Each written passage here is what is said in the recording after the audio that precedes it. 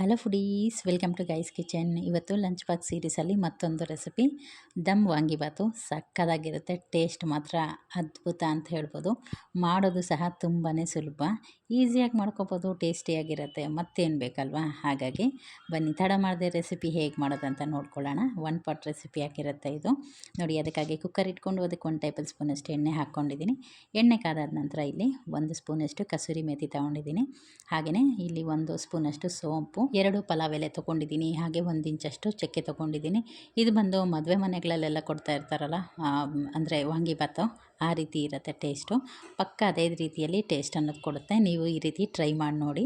Usually ಮನೇಲಿ ಮಾಡುವಾಗ ನಾವು ಈ ಪಲಾವ್ ಎಲೆ ಆಗಿರಲಿ, ಚಕ್ಕೆ ಆಗಿರಲಿ ಅಥವಾ ಸೋಂಪನ್ನಾಗಿರಲಿ ಯೂಸ್ ಮಾಡೋದಿಲ್ಲ. ಹಾಗೆ ಕಸೂರಿ ಮೇಥಿನೂ ಹೌದು, ಇದನ್ನೆಲ್ಲ ನಾವು ಯೂಸ್ ಮಾಡೋದಿಲ್ಲ. ಬಟ್ ಒಂದ್ಸಲಿ ಈ ರೀತಿ ಮಾಡಿ ನೋಡಿ, ಸಕ್ಕತ್ತಾಗಿರುತ್ತೆ.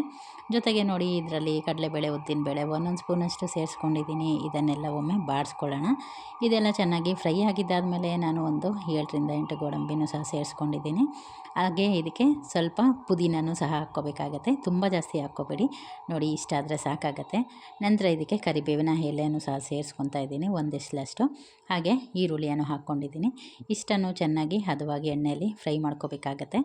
ಈ ಒಂದು ಸ್ಟೆಪ್ಸ್ ಏನಿದೆ ಇದೇ ರೀತಿ ಫಾಲೋ ಮಾಡಿ, ನಿಮಗೂ ಸಹ ಇಷ್ಟೇ ರುಚಿಯಾದಂಥ ದಮ್ ವಾಂಗಿಬಾತು ರೆಡಿ ಆಗುತ್ತೆ. ಈಸಿಯಾಗೂ ಸಹ ಮಾಡ್ಕೊಬೋದು. ನೋಡಿ, 1 ಪಿಂಚಷ್ಟು ಈಗ ಅರಿಶಿನ ಸೇರಿಸ್ಕೊಂಡಿದ್ದೀನಿ.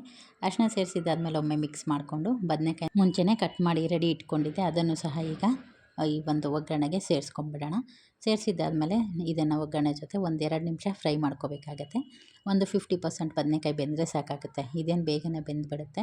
ನೋಡಿ, ಈ ರೀತಿ ಫ್ರೈ ಮಾಡ್ಕೊಂಡಾದಮೇಲೆ ಇದಕ್ಕೀಗ ವಾಂಗಿಬಾತ್ ಪೌಡರ್ನ ಸೇರಿಸ್ಕೊಳ್ತಾ ಇದ್ದೀನಿ. 1 ಟೇಬಲ್ ಸ್ಪೂನಷ್ಟು ಮನೆಯಲ್ಲೇ ಮಾಡಿರೋದು, ಅಥವಾ ನೀವು ಅಂಗಡಿಯಿಂದ ತಂದಿರೋದು ಬೇಕಾದರೂ ಹಾಕ್ಕೊಬೋದು. ಯಾವ್ದು ಹಾಕ್ಕೊಂಡ್ರು ಟೇಸ್ಟಲ್ಲೇನು ವ್ಯತ್ಯಾಸ ಆಗೋದಿಲ್ಲ. ನೋಡಿ, ಹಾಗೆಯೇ ಇದಕ್ಕೀಗ ಹುಣಸೆ ರಸನ ಸೇರಿಸ್ಕೊಂಡ್ಬಿಡೋಣ. ಈ ಹದದಲ್ಲೇ ಸೇರಿಸ್ಕೊಳ್ಳಿ. ಪೌಡರ್ ಹಾಕಿದ ತಕ್ಷಣ ಆವಾಗ ಅಂದರೆ ಹುಳಿ ಜೊತೆಗೆ ಆ ಪೌಡರ್ನೂ ಸಹ ಮಿಕ್ಸ್ ಆಗಿ ಒಂದೊಳ್ಳೆ ಟೇಸ್ಟ್ ಕೊಡುತ್ತೆ.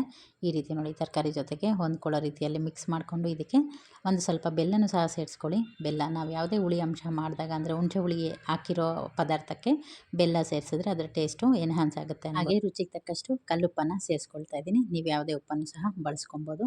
ಮತ್ತೊಮ್ಮೆ ಇದನ್ನು ಮಿಕ್ಸ್ ಮಾಡಿಬಿಟ್ಟು ಇಮಿಡಿಯೇಟಾಗಿ ನೀರು ಹಾಕ್ಕೊಳ್ಳೋಣ. ಏಕೆಂದರೆ ನಾವು ಪೌಡರ್ ಹಾಕಿದ್ದಾದಮೇಲೆ ತಳ ಹೊತ್ತಂಥ ಚಾನ್ಸಸ್ಸು ಭಾಳ ಇರುತ್ತೆ. ಹಾಗಾಗಿ ಇಮಿಡಿಯೇಟಾಗಿ ನೀರನ್ನ ಹಾಕ್ಕೊಂಡು ಮಿಕ್ಸ್ ಮಾಡ್ಕೊಂಡಿದ್ದೀನಿ. ಹಾಗೆ 1 ಟೇಬಲ್ ಸ್ಪೂನಷ್ಟು ಇಲ್ಲಿ ಕಾಯಿ ತುರಿ, ಫ್ರೆಶ್ ಆಗಿರ್ತಕ್ಕಂಥ ತೆಂಗಿನಕಾಯಿನ ತುರಿದಿಟ್ಕೊಂಡಿರೋದು, ಅದನ್ನ ಸೇರಿಸ್ಕೊಂಡಿದ್ದೀನಿ. ಇದಾದ ನಂತರ ನಾನು ರೈಸನ್ನು ತೊಳೆದು ರೆಡಿ ಇಟ್ಕೊಂಡಿದ್ದೆ. ಮಾಮೂಲಿ ಊಟಕ್ಕೆ ಬಳಸ್ತಕ್ಕಂಥ ರೈಸ್ ಏನು ಬಳಸ್ತೀರ ಮನೇಲಿ, ಅದನ್ನೇ ಹಾಕ್ಕೊಂಡ್ಬಿಟ್ಟು ಹಾಗೆಯೇ ಕೊತ್ತಂಬರಿ ಸೊಪ್ಪು ಹಾಕಿಬಿಟ್ಟು ಮತ್ತೊಮ್ಮೆ ಇದನ್ನು ಮಿಕ್ಸ್ ಮಾಡೋಣ. ಮಿಕ್ಸ್ ಮಾಡಿ ಆದಮೇಲೆ ಇದು ಒಂದು ಕುದಿ ಬರಬೇಕು, ಅಲ್ಲಿ ತನಕ ವೆಯ್ಟ್ ಮಾಡೋಣ. ನೋಡಿ, ಕುದಿಯೋಕ್ಕೆ ಸ್ಟಾರ್ಟ್ ಆಯಿತು. ಈಗ ಕುಕ್ಕರ್ ಲಿಡ್ನ ಕ್ಲೋಸ್ ಮಾಡಿ ಸುಮಾರು 2 ವಿಷಲ್ ಬರ್ಸ್ಕೊಂಡ್ರೆ ಸೂಪರ್ ಟೇಸ್ಟಿಯಾಗಿರ್ತಕ್ಕಂಥ ದಮ್ ವಾಂಗಿಬಾತು, ಅದು ಮದುವೆ ಮನೇಲಿ ಮಾಡ್ತಾರಲ್ಲ ಅದೇ ಟೇಸ್ಟಲ್ಲಿ ನಿಮ್ಮ ಮನೇಲೂ ಸಹ ರೆಡಿ ಆಗುತ್ತೆ. ನೀವು ಕೂಡ ಟ್ರೈ ಮಾಡಿ. ಟ್ರೈ ಮಾಡಾದಮೇಲೆ ಹೇಗಾಗಿತ್ತು ಅನ್ನೋದು ಕಮೆಂಟ್ ಮಾಡೋದು ಮರಿಬೇಡಿ. ಹಾಗೆ ಲಂಚ್ ಬಾಕ್ಸ್ಗೂ ಸಹ ಕ್ವಿಕ್ಕಾಗಿ ಮಾಡ್ಕೊಬೋದು. ನಮ್ಮ ಚಾನಲ್ನ ಫಾಲೋ ಮಾಡ್ತಾ ಹೋಗಿ, ನಿಮಗೆ ದಿನಕ್ಕೊಂದು ಲಂಚ್ ಬಾಕ್ಸ್ ರೆಸಿಪಿ ಸಿಗ್ತಾನೆ ಹೋಗುತ್ತೆ. ಪ್ರತಿದಿನ ಹೊಸ ರೆಸಿಪಿ ಮಾಡಿಕೊಟ್ರೆ ಯಾರು ಬೇಡ ಅಂತಾರೆ? ಬಾಕ್ಸೂ ಆರಾಮಾಗಿ ಖಾಲಿ ಆಗುತ್ತೆ. ಈಗಾಗಲೇ ಸಾಕಷ್ಟು ಲಂಚ್ ಬಾಕ್ಸ್ ರೆಸಿಪೀಸ್ ನಾನು ಹಾಕಿದ್ದೀನಿ, ಅವನ್ನು ಸಹ ಒಮ್ಮೆ ಚೆಕ್ ಮಾಡಿ ನೋಡಿ. ಹಾಗೆ ಚೆಕ್ ಮಾಡಿ ಟ್ರೈ ಮಾಡಿ ಆದಮೇಲೆ ಹೇಗಾಗಿತ್ತು ಅಂತ ಒಂದು ಕಮೆಂಟ್ ಮಾಡೋದನ್ನ ಮರಿಬೇಡಿ. Thank you.